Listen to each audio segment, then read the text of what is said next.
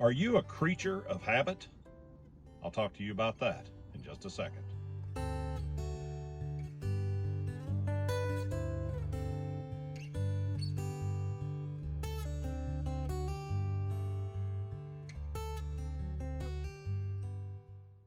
I've taught school for a long time.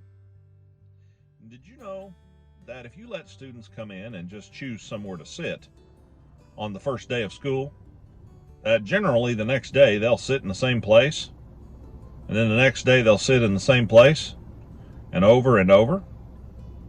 Did you know that if you go to church and you find somewhere to sit that you're comfortable, most of the time people sit around the same place, if it's possible? If you go to a Sunday school class, most people sit kind of in the same place.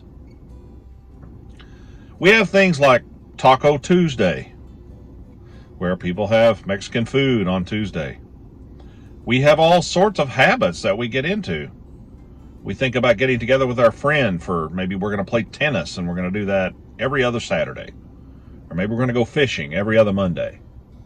My point in saying all this is that we are creatures of habit. And unfortunately, this can have a very positive, but also a very negative effect on us. If we get into a bad habit, we have a tendency to repeat it. And specifically what I'm talking about is when we're going to church. As long as we keep going, we have a tendency to grow and fellowship and understand one another and grow closer to God and things like that. But a lot of times if we get out of the habit of going to church, it doesn't take long for us to just not ever go at all, or maybe have no desire to go. And a lot of times we become very weak.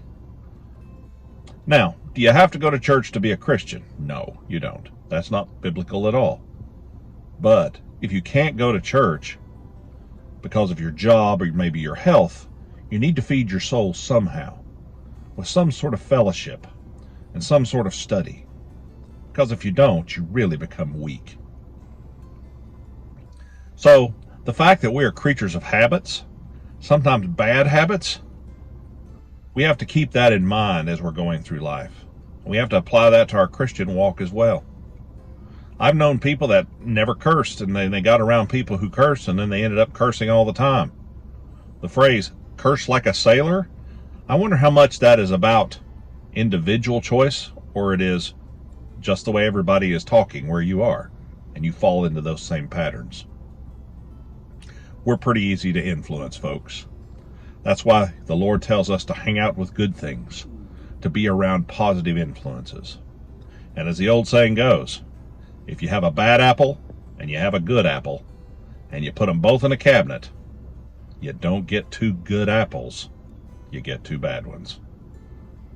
Be strong, make good habits, and beware of your own tendencies. I know I sure have to be careful. Have a great day.